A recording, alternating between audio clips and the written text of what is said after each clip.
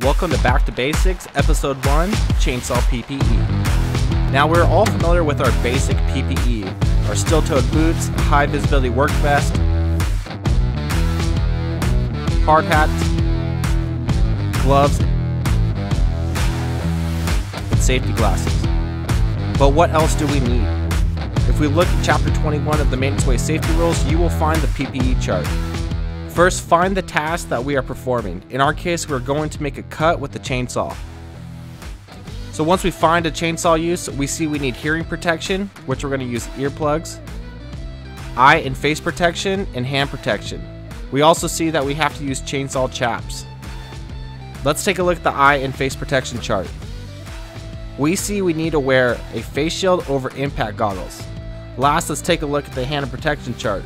We see we need leather gloves or a glove with a leather palm.